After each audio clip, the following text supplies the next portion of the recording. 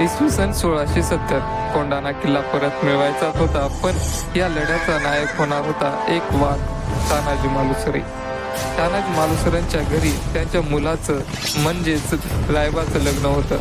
त्या संदर्भात तानाजी मालुसरे हे शिवाजी महाराजांना आमंत्रण देण्यासाठी रायगडावर आले असता त्यांना कोंढाणा मोहिमेबाबत कळाले आणि त्यांनी या मोहिमेची जबाबदारी आपल्या खांद्यावर घेतली आणि म्हणाले, आधी लगीन कोंढाण्याचं मग रायबाचं, असं म्हणून त्यांनी कोंढाण्याची जबाबदारी घेतली. कोंढाणा म्हणजे उंच, खडका आणि मजबूत किल्ला होता. तानाजी मालुसरेंनी रात्र झाल्यावर हल्ला करण्याचा बेत ठरवला. तानाजींच्या मावळ्यांनी रात्रीच्या अंधारात किल्ला चढायला सुरुवात केली. किल्ला चढून आत प्रवेश मिळवला.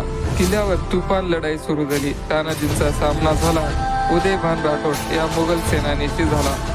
दोघांच्या लढाईत तानाजींचा एक हात जखमी झाला, परंतु ते लढत राहिले. पण लढता लढता त्यांना वीर मरण आले. तानाजी मालुसरे धारातीर्थ पडलेले पाहून मावळ्यामधील ऊर्जा नाहीशी झाली आणि ते पळू लागले.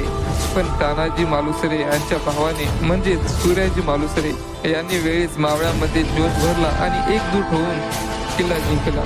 तानाजींचं बलिदान व्यर्थ गेलं नाही. जेव्हा शिवाजी महाराजांना ही बातमी कळाली की तानाजींना वीर मरण आलं, तेव्हा त्यांच्या मुखातून हे वाक्य निघाले, गड आला पण सिंह गेला. त्यानंतर कोंढाण्याचं नाव बदलून सिंहगड ठेवण्यात आलं.